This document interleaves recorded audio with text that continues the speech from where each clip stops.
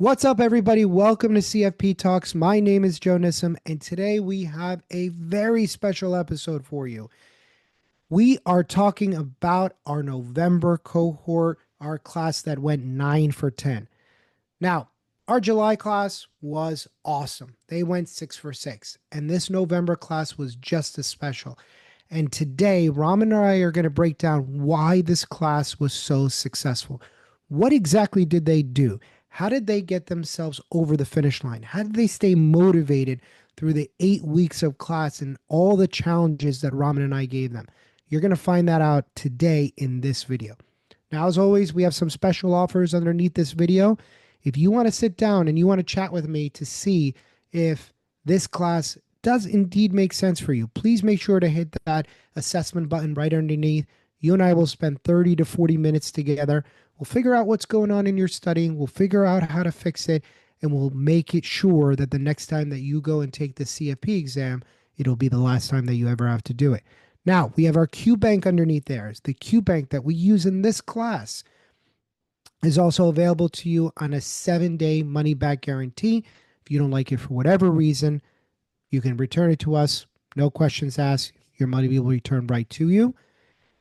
And if you have any questions, comments, concerns, shoot them at Raman and I. Put it in the comments. We would love to hear from you guys.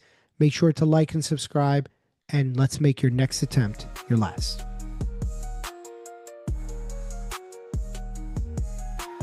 Well, you're in for a treat today. Yeah. I don't even have to ask him how he's doing or what the weather is because I know what it is. Well, we know what the weather is right now. Yeah, real crappy here in LA. The only time I come out here and it's raining. I thought it didn't rain out here. We lied. We lied to you. It rains all the time. Yes. We have no problems, no fires, nothing. Yeah, exactly, right. Well, what's up, everybody? Welcome to a very special edition of CFP Talks.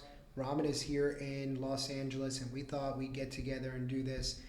And we wanted to talk about... But first, before we get into anything, you know what I want to talk about? What is it? 90%? Yeah. 90% pass rate for us? Yeah, I mean, we've had a extremely wonderful last two groups. Yeah. And I think it deserves the time and effort to chat about why this group was so special. We had two very, very special groups back to back.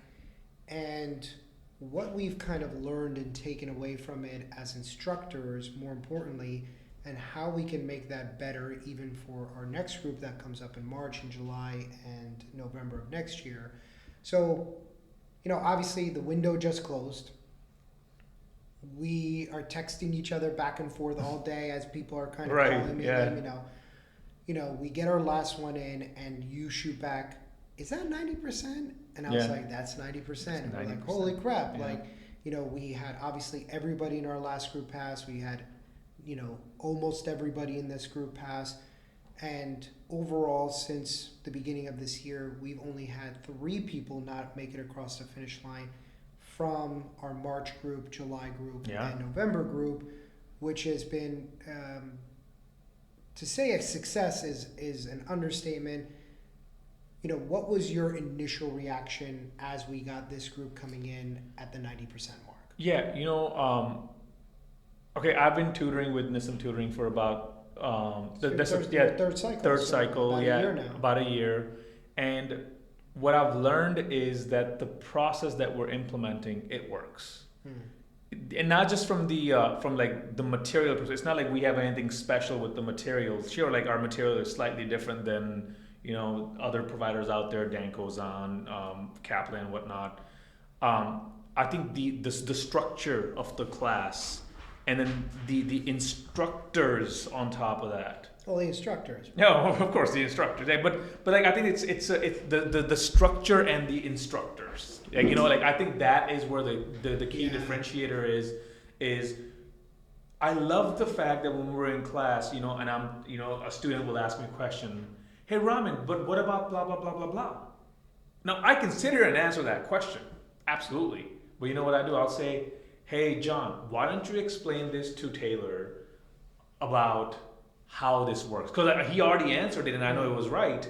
where this other person might say like, I don't know, Yeah. and then getting them to explain stuff. And I think that part helps these students understand the concept a lot better. And then on top of that, us yelling at the students, or me yelling at the students, like, get your shit together. Like, don't stay within the train track. Stay within the train track. I think that all that helps. So let's rewind it. Let's come back to the beginning, just so for anybody who's watching this, who's thinking, I've heard about these successes, but I don't want to just think about, oh, I passed with the NISM tutoring program. Joe and Raman seem like great guys. But what is it specifically about this program that's unique or different? Because I think we've given people little glimpses of it and they understand the success side. But let's take it back to the beginning and let's make it specific to this group. So we started with 11 people in this group. Yeah. We had one person who got promoted, so they didn't actually make it to take the exam. We had 10 people who made it to the exam, and 9 of those 10 people passed. Which we're thrilled with. Now, I believe one of the fundamental tenets of this program is learning. Yeah. I think that more so than trying to pass the exam, you have to be a great student. And being a great student or having a great program requires you to have structure, to have consistency, and to have intensity. Yeah. And I think more so than any other group, they embrace that right off the bat. From the get-go, yes. Right? I mean, every single person, there wasn't really anybody in class that I was chasing after going, hey, get your homework done. Hey, make sure that you're ready. Your case study wasn't done.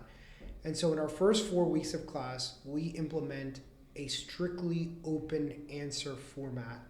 And when you come to class, we want you to reiterate that. Yeah. And I think what was really great about this class specifically is they took that exercise seriously. Yes. Yeah. We saw for some people, they were writing paragraphs. And it was great because, with the implementation of putting everything into our open answer question bank, you could go back, reiterate, save your progress, change your answer. We could see what people were coming to class with. But I think the magic of it is I go and do a general principles case study like we do in week 1. And I do some calculations. I'm thinking about these tax credits. In a normal format, you're typically, I finish answering, I see the answer. Yeah. And we take that away from students on purpose. We want you to reiterate that answer and try to answer it and explain it. And it's as simple as I put together proposals when I was an FA. I put together what I thought was an amazing proposal, and then I go to practice presenting it, and I'm like, this is a piece of garbage. Yeah. What I thought was going to sound great in my head, when I go to say it out loud, and remember, saying it out loud is what formalizes that for us. Is like, oh, now I'm hearing myself talk, and that didn't sound as good as I thought it was. Right. And we saw students in class start reading what they wrote down. They're like, I don't think that's the answer. Yeah. And not just that, also, because now you're in that group setting and then people read this question and they answered it. And then when you're in class and then people are answering these questions because we're asking hey, answer this. And then another student will say oh my God, I totally misread the question. Yeah. Right? And that's when it's kind of an eye-opening for them. Wow, not only... like you said, I wrote a question and I wrote an answer to a question and I totally botched it. But sometimes they're like, I totally misread the question. And then I feel like that, in my opinion, the number 2 reason why people pass the CFP exam or fail the CFP exam. So number 1 reason you fail the CFP exam, you just didn't know your shit. All right. The number 2 reason is you misread stuff. Yeah. And I think it forces you to slow down and learn, as opposed to I'm just trying to get through questions. I want to see the answer, get more. Slow down, put a little quality in it. Yeah. And think about it and come up with cohesive sentences that make sense. And I think that one is oh my God, I completely botched that. But I think the other thing that was cool was, I didn't even think about it that way. Yes, hear this from students all the time. I would have never have even put that together. And specifically in our first week when we were putting the groups together. And I said to you, I think this person will go great with this person because I think this person is probably going to write too much and this person is going to write too little. And I'm going to ask you after this if you can pinpoint who these two that I put together. And we watched them work together, and one of our students was so incredibly technical. I know exactly who you're talking about. And so he really was just incredibly thoughtful about every answer and really dotted his I's and crossed his T's. The other student was really more on the other side where bullet points. And so now you get this kind of mix of, I didn't think about it that way, but wait, did I do too much? So the combination of too much and too little was really eye-opening for both of those people because doing too much is kind of an inefficient way of studying. It's almost as bad as doing too little. Yeah. Right? So, everybody comes in and they're really going at it for these first 4 weeks. And I think there was, the turning point is always when we get to retirement. Yeah. Especially the plans. Yeah, the plans. Right? The plans, that's where everybody starts kind of going, oh my God, oh shit, this is now week 3 of class. The exam is only 5 weeks away. So now it's not the exam, we're in early September, the exam is in November. It's we are now in October or late September, the exam is coming soon, and now the pressure is starting to mount. And we know that the first 4 weeks, everybody really bought it. They were doing great. They were doing their mini cases. They were asking fantastic questions. I feel like the second half of class is where everything starts to come together. And that for us as instructors, initially it's very intense because we're reading answers, correcting and doing those types of things. Right. But the second half is far more interesting because the intensity changes and we got to hold you accountable and keep you moving and going, because I think the innate human response is, I messed up on this quiz, I got to stop everything. Right. And we're no, you have to keep going. We saw that a little bit in the group.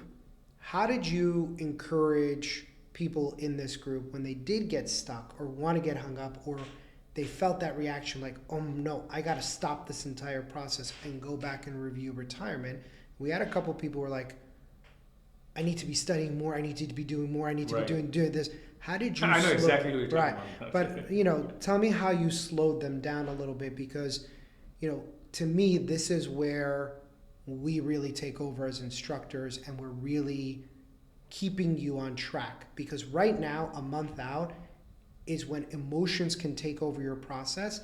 Logic now goes out the window because I'm fighting against a ticking clock and I'm feeling the pressure. Do I do more book? Do I go back and watch video? Do I just do the QBank? How were you advising people, especially, there was a week that I was away when we were transitioning into this period. Yeah. How were you advising our group on doing this? Yeah, before I answer that question, I feel like this is where we set ourselves apart, right? Where you don't just have all this material given to you. You actually have that the instructions on top of that, and then people to rely on. They're kind of that cohort, right? Mm-hmm. So I think that does make a big difference compared to if you just have your QBank from Dalton Danko's on. Yeah. You're just kind of doing your thing and you're stressed out, and next thing you know, people, you're posting stuff on Reddit and freaking out and just trying to get some validation. So I think that's where we do set ourselves apart. When that did happen, I just kind of, this is more like an emotional thing. It's not a technical thing, right? So it can be technical, with some students, of course. But I remember there's one particular student, I think I know, who I'm talking about. He would, reach out to me. He would reach out to you, like, hey, what should I be doing? Can I be doing anything extra? And it's all about, letting him know, hey, this is the full process that we've built. Right? There's a process that we've done, and you have to stick with that process, because if you're getting stuck with oh, I did poorly on this quiz, I'm just gonna get fixated on this quiz and not move on, you're gonna end up hurting yourself more. Right. Versus if you keep following that process, the process that you're supposed to be following, but okay, you have an extra 20 minutes, go review your fundamentals, Hmm. right? So it's kind of like continue with the process, but if you do want to spend a little bit of extra time, go review your fundamentals because I need you to know your fundamentals. That's right. And I think it's really easy to get thrown off. You get a 50 on a quiz, you're sitting there questioning, like, what did I even do in the last 4 weeks? And you got to remember that one of the things from a coaching perspective that we're especially doing in that back half of class is you get a 90, great. Mm-hmm. You get a 50, that's part of the process, and we don't get hung up on any one part because it is part of the process. Yeah. There's going to be some 50s, there's going to be some 90s, and part of our job is to kind of, like we said, we're kind of like those, when they put up those bowling things for the kids, right? And the ball, the ball can't go in the gutter. Yeah. And we're just kind of keeping, we're tempering your highs and we're lifting up your lows to keep you going, because the process requires repetition, and any single quiz is just a data point. Yeah. And we're taking that data point and, we don't respond to the highs or the lows. We keep it right down the middle where we know if there is something that we absolutely need to address, we will find it and address it. 100%.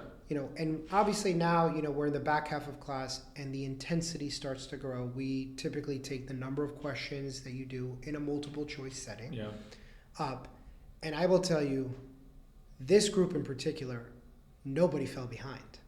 No, I think it's because they were all competitive people. Yes. Like they weren't like. But in a competitive and supportive. Competitive and supportive. Yeah, it wasn't like dog eat dog type of situation. It's just kind of like, damn, this person's doing good. I need to step up my game. That's right. I think it was more motivating, but like I remember, and again, we were putting people in groups together to not just, we didn't want to bring anybody down, but we certainly wanted to get you motivated by seeing that somebody who, that is at your level and at your level of experience and in the same place career-wise, if they can do it, then you can do it. Right.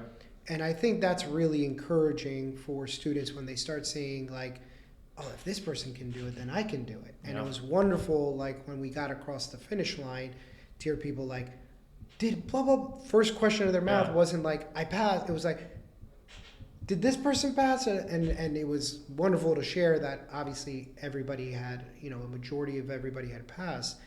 But I think, from there, let's talk a little bit about the last 2 weeks, because this is really when the rubber meets the road. And, we go from pulling people out of after class like once a week to pretty much every single day. And obviously our office hours start. How do you think office hours help students, and what did you see in office hours that was like encouraging to you from this group? Was there things that popped up that concerned you that you were like, hey, you need to go and address this? Yeah, I think, with office hours, the way from my understanding we have our office hours structured is class is class. Yes. Class is class. You have stuff to do. You need to be focusing on this. Don't bring in any type of after class, stick around for a few minutes and then you could ask those questions. But I feel like office hours is strictly designed to your weaknesses. Yeah. Right? Hey, Raman, hey, Joe, here's my weaknesses and I need to go over those. Yeah. But the beauty of office hours with those weaknesses is, once again, I'll flip the script and I'll have another student answer those questions.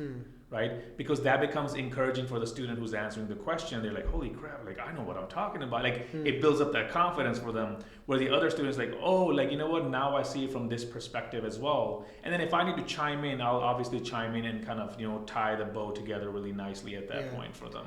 Yeah, I think office hours, what I loved about office hours were people were bringing great questions. Yes, yeah. And they were a lot less like, can you explain retirement plans to me, which we've seen in previous office hours. And I think that was great, especially with this group, is that they were bringing very specific, pointed questions. Yeah. I'm not understanding how this ties to this, and that's why I'm not getting this question right. Yeah. And a lot of times we had to go back and re-explain certain things or reiterate certain things. Sometimes, you're walking through the entire course thinking something is one way, and then realizing, oh my God, I've been misinterpreting this, then no wonder I'm not getting these questions Yeah. right.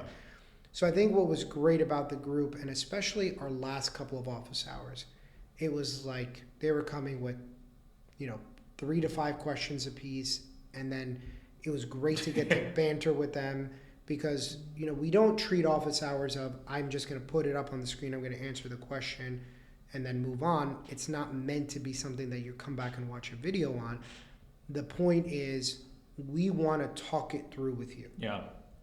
And that's what we did with this group. And it was wonderful because people weren't just bringing questions and going, yeah, I don't know what this question even means. They were attempting it. They were giving it 110%.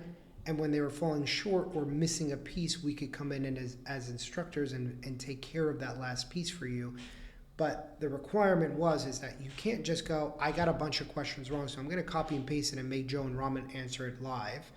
It was, I'm going to attempt it, and here's what I am missing. And that's what we ask students to do when submitting questions is tell us what the missing piece is so we can fill it in for you. Because if you're coming in and you want to just see us solve questions, cool. Like we can record a video of us answering questions, and that's great, but that's a demo video. Yeah. That's not...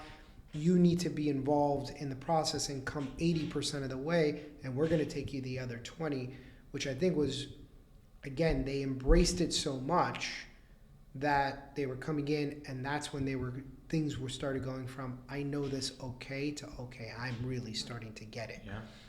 Yeah.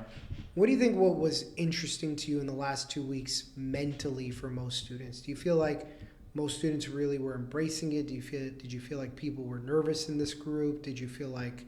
I think people were tired. Yeah. They were very tired. They were like, I remember like... We beat them up. Yeah. We beat them up. Yeah, absolutely. But the beauty was that we can tell them like, hey, go rest up. Yeah. Like, you're 2 weeks before the exam and we're telling you like, hey, go rest, go take a day off. Yeah. Don't worry about it. And the thing is, that's very... they probably think we're crazy to tell them that, but the thing is we know that, hey, we've pushed you so hard, go rest up and you're going to come back much stronger, and that's exactly what happened with them. Yeah. I mean, we had that also in the July group, and obviously you can see that there's certainly some similarities here where in week 6, I think it might have been week 7, where we told one of our students, we're like, go take 2 nights off. Yeah. Like, you've been pushing really hard, go take 2 nights off.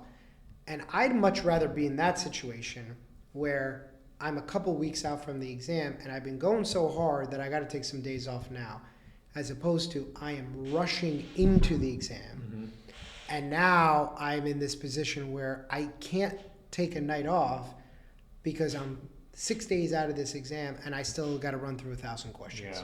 Yeah. That's the crappy place to be. And I think that's the beauty of the structure, is that because of the way that the questions go up, and we're peaking you a couple of weeks out from the exam, and then it comes back down so you get a chance to rest. I think that is one of the best parts of our structure, is that we are increasing the intensity, and it's like running a marathon. You don't run a marathon a couple of days before you run a marathon. You do it 2 weeks before. Right. You want to be peaking a week and a half, 2 weeks before, and then you want to keep the intensity high but bring down your time. But now you go in, you're really well rested, you're hydrating, you're eating well, you're doing all those things. And I think because our students followed that advice, where they were sleeping, we were making sure rest was part of the process, they were going after it, but they were shortening their time, they were going out and exercising, they were able to take care of themselves, where yes, I'm tired, but I'm not brutally exhausted, where I'm like, I can barely keep my eyes open in this exam. And one thing I do want to add is, 2 weeks prior to the exam, or even I'd say about 4 weeks prior to the exam, where students are coming up to us and you're giving them a progress report. Like, hey, I've noticed this, go do this particularly, right? Now, instead of just kind of being an exam prep course where it's just kind of like, hey, here's the materials, go study and good luck. Oh yeah, we'll let you retake if you fail, right? Like, what we're doing, what I saw you notice a lot of that is, hey, XYZ person, I've seen the progress of your material that you've done. I want you to increase blah blah blah blah blah by studying this and focusing on fundamentals and add an extra 60 questions. Yeah. I mean, we're talking like a very tailored and specific process at that point, rather than just kind of off the rack. Yeah. Everybody gets to do the same thing. Yeah, and for those of you who are not understanding what Raman is referencing, is every Sunday we do a progress report with every student, and we'll look at either your homework results or your quiz results, and then we'll typically tailor your week to that, because we do want to keep attacking weaknesses. Yeah. If you really have an issue with retirement planning, it will be the theme for the week. We cannot just go, you don't, especially with our bigger topics, principles, retirement planning, tax planning, investment. If you're scoring in the 40s and 50s and 60s on your quizzes, we know that's going to be an issue. Mm-hmm. I want to address that in week 5, not in week 8. Yeah. And I think that progress report that they got once a week is probably keeps you focused. Yeah, and intentional. Yes. Right? That's a great word. You're not like, well, what should I be studying? Students would ask us like, hey, what should I be studying addition to? Like, sure, but everyone had a plan. Yes. Everyone had their own, and it's not like, and the beautiful thing is that, A's plan is going to be different than T's plan. Yes. Even though the material is all the same and they're following a similar path, but this person has a different plan than this person because we've identified their strengths and weaknesses, basically. Yeah, and then, the one thing that I think everybody also really embraced to kind of tie the bow around it was going in and doing that CFP paid mock. This number 2. The second one. Not the number 1, the right, number 2. The number 2. Because when taking that and everybody coming out saying, our last 2 mocks, the exam from a difficulty standpoint felt like it was somewhere right around there. But I think that how can you beat the CFP mock considering they're writing the exam? Yeah. Like the format, the feeling, the look, the wording, I think it just made everybody a little bit more comfortable where this is not the first time that I'm seeing this type of wording. And I think that was really helpful for a lot of people. It took some of the edge off. Yeah. I think the way we position the students is with all this, like you said, you were building up the whole thing from like open-ended questions to then boom, you got Mach 1, Mach 2, Mach 3, and then the Mach 5, and then there's like 170 questions, and we're telling them like, hey, don't take it at home. Go to a library, replicate the entire process of where you're gonna wake up early and go to the library and be there by 7:30 and take a test, take a break. The idea for them to do all that is that during exam day, they're just taking another mock. That's right. Business as usual. Yeah, business as usual, because you've done this so many times at this point. But how many times would you say they've kind of replicated this process truly, like before the exam day? At least 3, but for most people in this group, it was 4. Yeah, at least 3 times. So you're literally going into the CFP exam day, but you've replicated this whole process 3-4 times. Now you're gonna go in not getting intimidated by this thing. Yeah, you're taking a mock exam at this point, basically. 100%. And I think one of our last students who took it goes, "I'm so happy you made us do those mocks because I felt so comfortable in the exam room." And he's like, "I walk in, there's 5 people taking CFP in the Prometric Center, and those 5 people they visibly look stressed."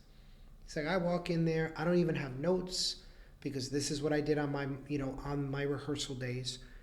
I went and put my stuff in my locker. They're flipping through notes. They're going crazy. They're trying to do anything they can to pass. Like they look frantic." And he's like, "I'm in the exam room, and those same 5 people, you hear them groaning. Oh, yeah." And he's like, and I just was like in the zone. Like I had my headphones on. I knew what my plan was. I knew how I was gonna attack it. And I think that mock process truly gets you in the habit of, I am ready for game day because practice was harder. Yeah. That's how it should be. Right? One key takeaway for everybody is that you're taking the CFP exam.